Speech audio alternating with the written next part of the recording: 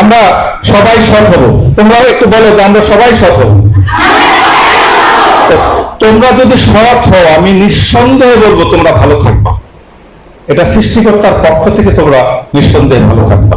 আর তোমাদের প্রতি অনুরোধ থাকবে, আমি সকালবেলা যেটা করি, আমার সন্তানদের যেটা বলি, যে সকালবেলা একটা নিয়োগ করে যে আমি অন্তত একটি ভালো কাজ করব। আমার রিংটোনেও সেটা রয়েছে, কেউ কল করলে সেটা পান, যে অন্তত একটি ভালো কাজ করব। তাহলে সারা বাংলাদেশে ভালো কাজ হবে 18 কোটি। আর একটি করে যদি সারা বাংলাদেশে জনপ্রতি একটি করে গাছ লাগানো হয়, একটা পরিবার যদি মনে করে তার পরিবারের সদস্য 8, তাহলে 8টি গাছ লাগায়, তাহলে কিন্তু 18 কোটি গাছ হবে।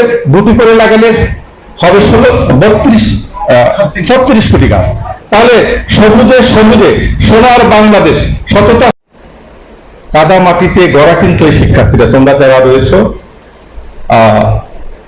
তোমরা একটা স্টোর থেকে একটা পণ্য কেনার পরে সেই পণ্যের দাম, ওখানে কেউ বিক্রেতা থাকবে না, কিন্তু ক্রেতা থাকবে। তোমরা সেই দাম তোমাদের স্বইচ্ছায় পরিশোধ করছো, সততার সাথে পরিশোধ করছো।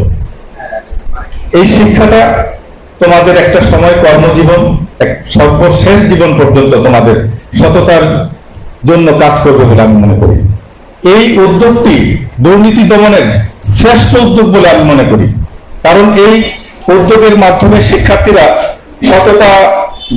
শিক্ষার্থীদের সততার জায়গাটি তৈরি হবে।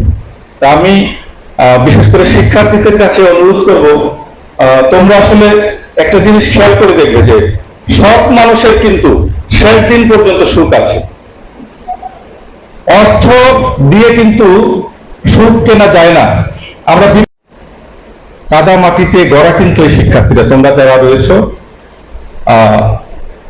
তোমরা একটা স্টোর থেকে একটা পণ্য কেনার পরে সেই পণ্যের দাম, ওখানে কেউ বিক্রেতা থাকবে না, কিন্তু ক্রেতা থাকবে। তোমরা সেই দাম তোমাদের স্বইচ্ছায় পরিশোধ করছো, সততার সাথে পরিশোধ করছো।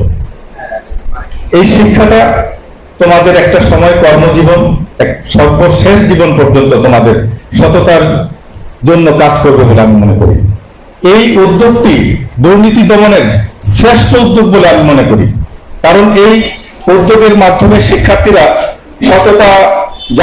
শিক্ষার্থীদের সততার জায়গাটি তৈরি হবে।